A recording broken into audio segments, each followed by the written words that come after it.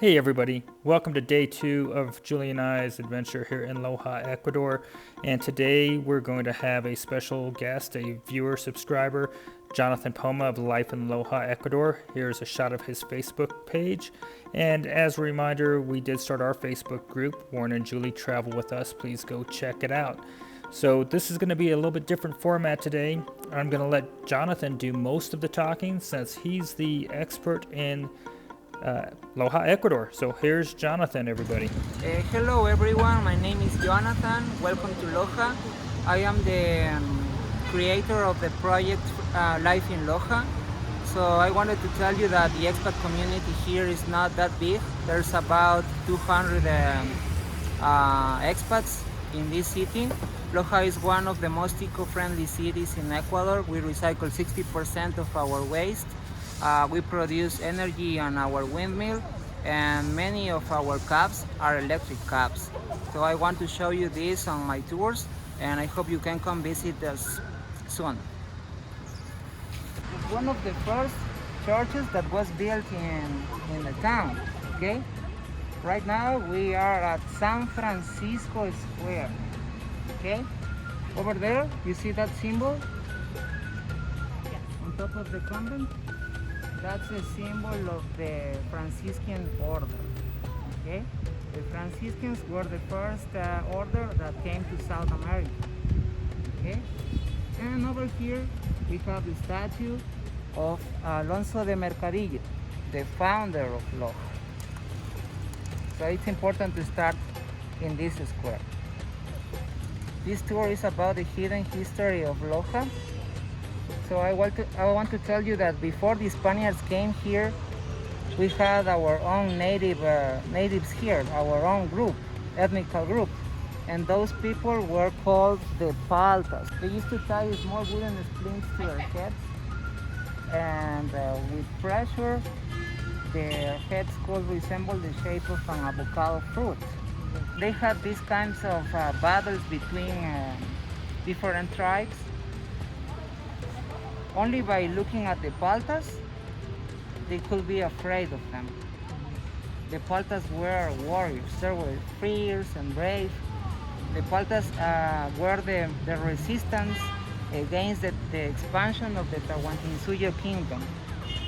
Okay, and they used to live in this area. But now I'm going to talk about what happened when the Spaniards came to this valley. The man you see over there was in jail in Spain. Okay, he was taken out from jail and sent to the new continent. So, and he had the mission to found a city in this area. Okay, at first, in the year 1546, he arrived to Catamayo. It's a city 1 hour away from here. That's where the airport is. It's a dry valley. It's warm, very different from Loja. He arrived there with his men, and he decided to found a city in Catamayo. The problem was that besides being a founder, Alonso de Mercadillo used to work as a peacemaker. Have you heard that term, peacemaker? Oh yes. What do you think a peacemaker does or used to do? In the times of the conquest, a peacemaker was in charge of, or his main task was to cut people's heads off. He had to kill aboriginals and the Spaniards, because there were Spaniards that arrived to these areas, and once they were here, they decided to become their own kings. And they wanted to have their own lands, not to follow the rules given by the Inquisition. So the peacemaker was in charge of making the law commit people according to the rules, okay? So Alonso de Mercadillo was a peacemaker. So is it fair to say that there's many in Ecuador that might look at him as a villain? Yes. If you read, I recommend you to read The Open Veins of Latin America. And that book is like a short summary of everything that happened in South America since the Spaniards arrived here. So we have a Catholic church. The Franciscan priests didn't get along well with the founders. Okay? Many of the people that came to this new continent had a Jewish root. And back then, being a Jew was considered a sin. And if you were a Jew, you had to be judged That was a by the Jew? Inquisition. So the Jewish people would come here? So, in fact, our roots, we have 5 different ethnical roots. We have the Palta root, Hebrew root from the Amazon, Spaniard, African, and Jewish in Loja. So as you walk down the street, you will notice that people are very different. That's because we have very different roots.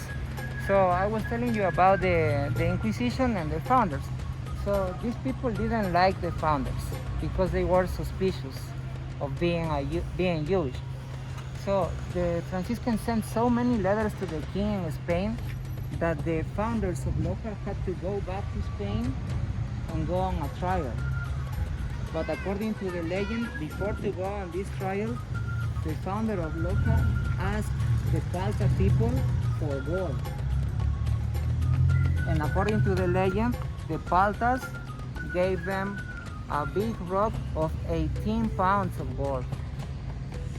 It was a huge rock. Alonso de Mercadillo took the rock, went back to Spain, and gave the rock to the king as a gift. So, in exchange, the king decided to forgive all of his mistakes or sins. So this is why we have this coat of arms. Do you see? It says Fidelis Lux Liberis. And Fidelis Lux Liberis means Loja is loyal to freedom. But for historians, it means that the founders of Loja bought their freedom with the big rock of gold. And because of the big rock of gold, the people in Spain designed a gate, you see? Because they thought that Loja was the entrance to El Dorado, the city of gold. So that's why we have the city gate located to the north. The city gate is a building that was built based on the design of the coat of arms of Loja. Well, that's a beautiful gate. We saw that, and I'll put a picture in here for the viewers to see right now. Yes.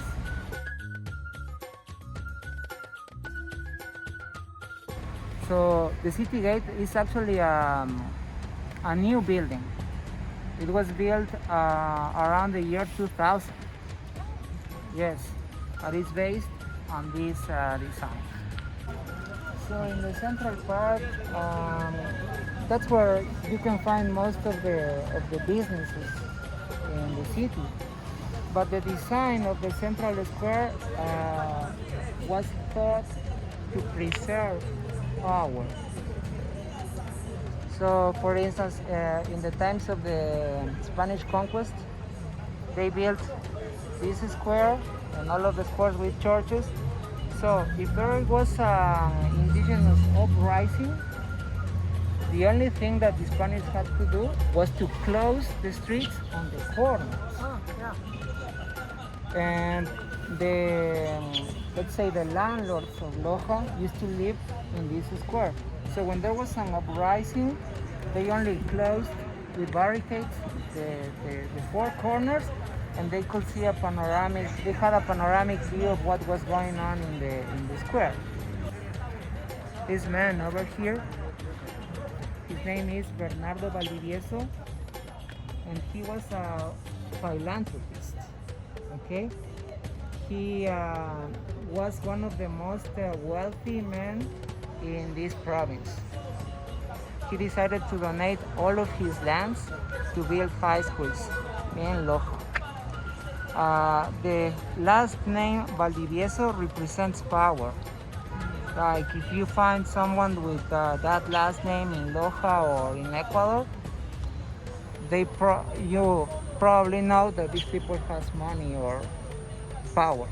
But the funny thing about the statue is that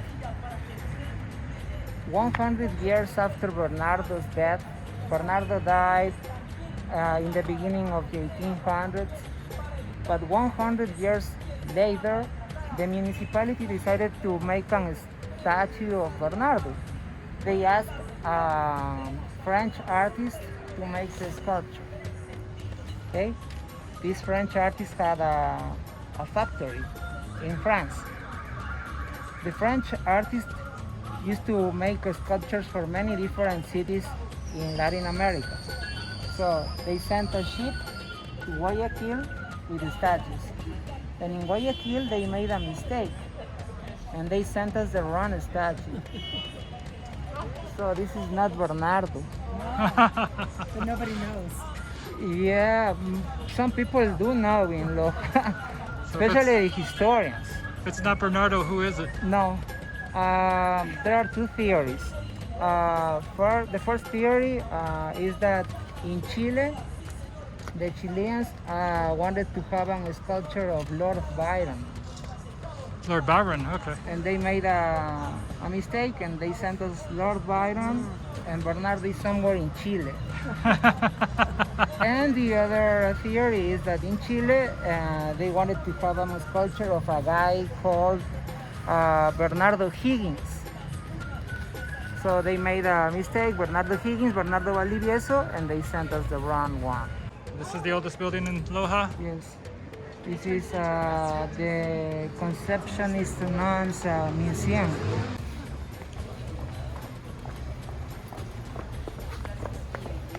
Have you seen this material? Is it straw and mud? Yes, it's adobe. Ah, yes. So this is the oldest building in Loja. For Lojanos, this is like an ID card.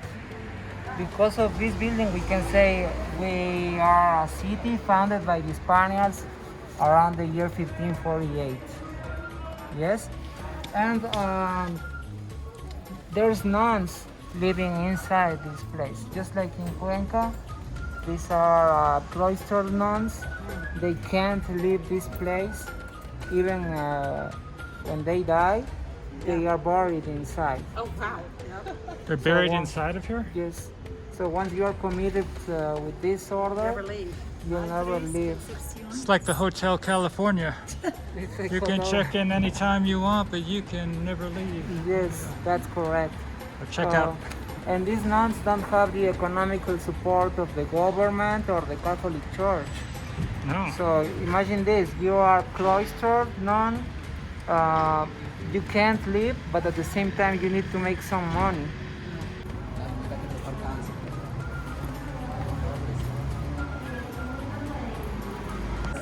You see all of that's a list of products available. So you can come here to this dining table. There is a nun on the other side. You can tell her the nun anything you need, and the nun just puts the product on one side and puts the money on the other side of the dining table. The table turns. That's the only contact you can have with the nuns. Agua de Lanzares, you see? So this is the inside of the convent where the nuns live.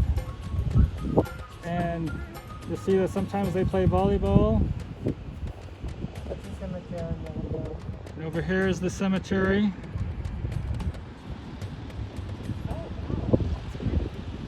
But this is where the nuns live their entire lives once they enter into this sisterhood.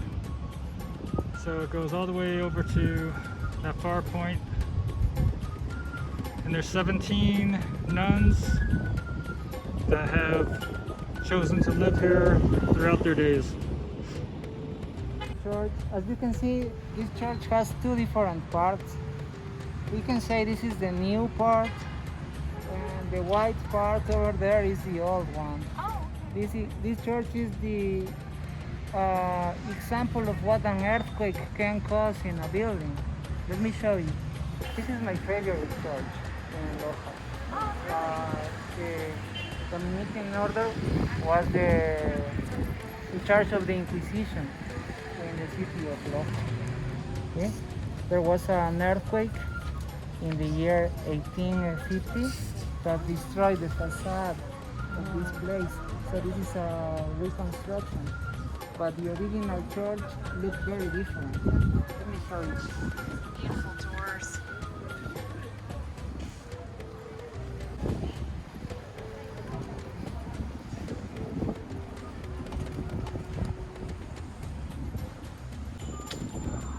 You see this part over here?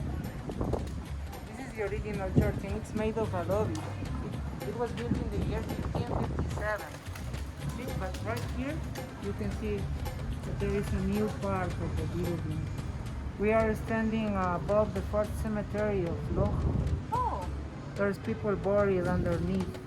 Wow. In the times of the conquest, of the Spanish conquest, people used to pay the church only to be buried here. It was believed that if you were buried in the church, you were closer to God. What year was the earthquake? 1850. 1850? Saint Sebastian Square or Independence Square. You see, we have a Saint Sebastian Church and convent. We have a stage there for concerts. We used to have a concert every Thursday. Okay? And the tower of Saint Sebastian represents freedom. When we want to celebrate the independence, we usually come to this place. Fireworks, music, drinks. So this square represents that, the desire to be free. And also this was the place where the main leaders of the independence joined to declare the independence in 1820. The tower has 4 different reliefs. This relief over there represents the federal government of Loja. Loja became an independent state in the year 1859. So it lasted for 2 years. It was a time of war with Peru. We always had wars with Peru. And Loja became independent in that year, only for 2 years. For 2 years, Loja was a country. These are the Palta people. Remember I mentioned the Paltas? The Paltas, and you can see they have corn. That's why our most famous traditional dishes are tamales and humitas. This is the relief that speaks about the founders of Loja. That's the founder, the guy with the sword, and also the mercadillo, and his army man. So this represents the foundation of the city of Loja. Over here, the last relief represents the independence of our city. Okay? In 1820? Yes. The square itself is one of the prettiest ones in Loja. I like You can see all of the wooden balconies over there and the double doors. You see that? Yes. The houses seem very small, but they are huge inside. They can have 3 or 4 courtyards inside. And usually the owners rent the first floor for businesses and they live in the second floor. The architectural style is Republican.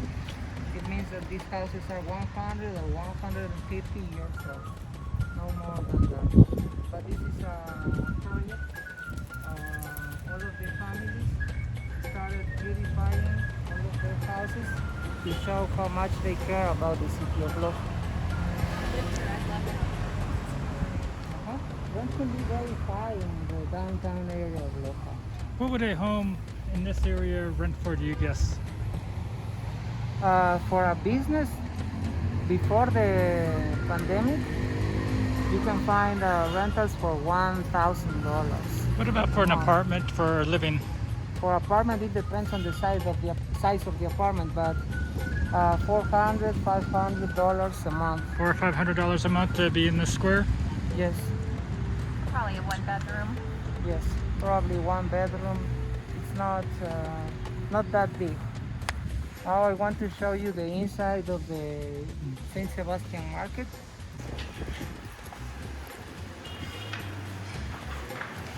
Here you can try a local drink. So we're here in the San Sebastian Mercado, and we're gonna try a morocho. And Julie's trying a, what are you? A horchata. And looks good.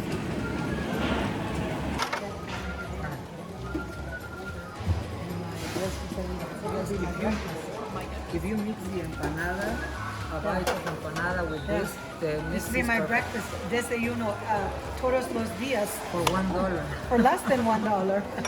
Yeah, for an empanada and a morocho is 50 cents plus the empanada, which is 25 cents, so 75 cents for a meal here in the Mercado if you wanted to have this empanada and this drink.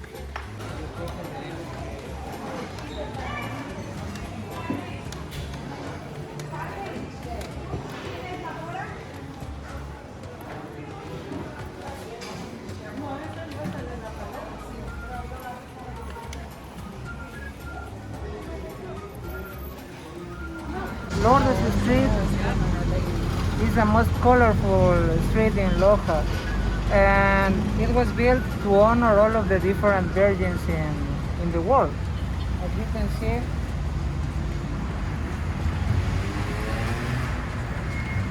different paintings.